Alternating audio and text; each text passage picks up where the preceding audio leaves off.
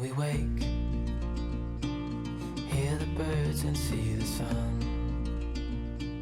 Side by side our fears are done. Oh, the good times just begun. Oh, we know what we have, let's hold on tight. Found what we're looking for in life. Call us crazy, but things are finally right. With you and I, the future is bright.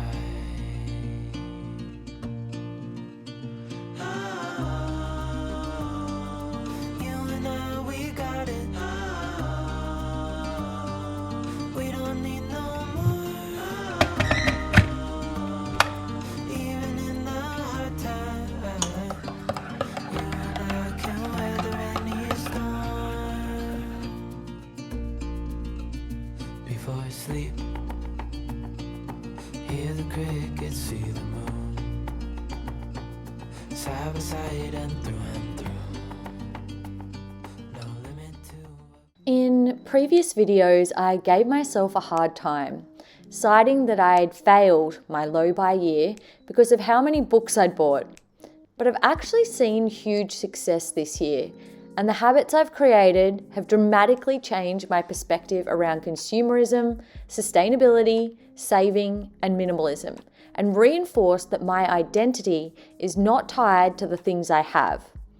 Having a plethora of expensive, new, aesthetic, or brand name items doesn't determine my success or worthiness in life. I'm already worthy just as I am, and success is just a state of mind. For years, I'd envisioned a successful life by the criteria of having an important job, a nice house with nice things, a nice car, and a perfect family who are frequently going on fun vacations around the world.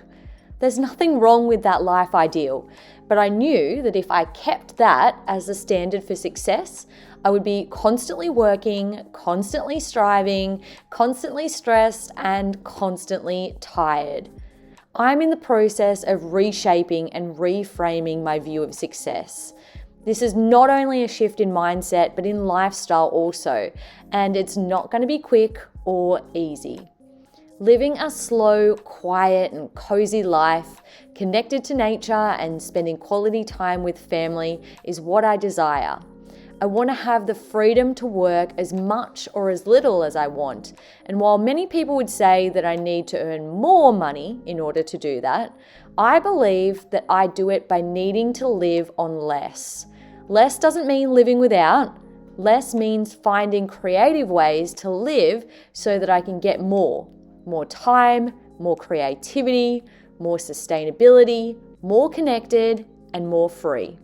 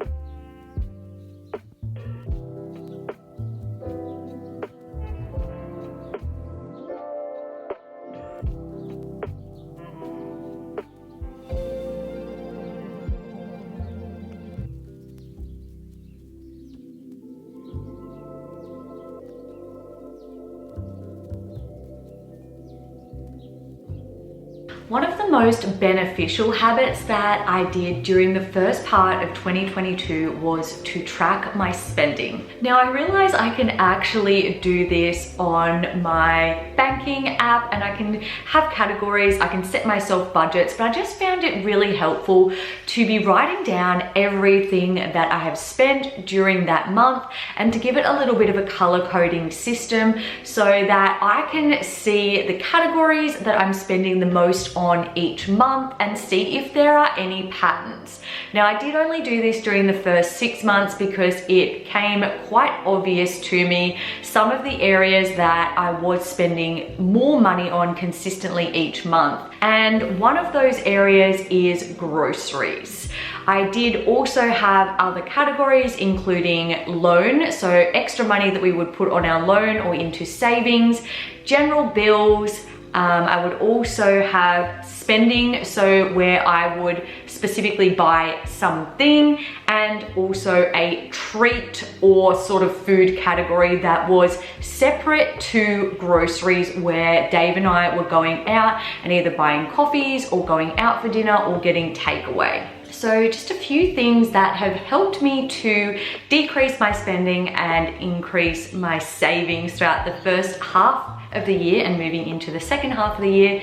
First of all, I don't watch haul videos, particularly fashion haul videos. I find them to be the ones not necessarily triggering, but when I watch them, I do feel like the wardrobe I'm currently living in is just not exciting or sufficient enough, and I want to go out and buy new clothes and like overhaul my entire fashion sense. So I know that I will start like scrolling through online shopping once I watch like a bit of a fashion haul. So for me, I just don't watch them.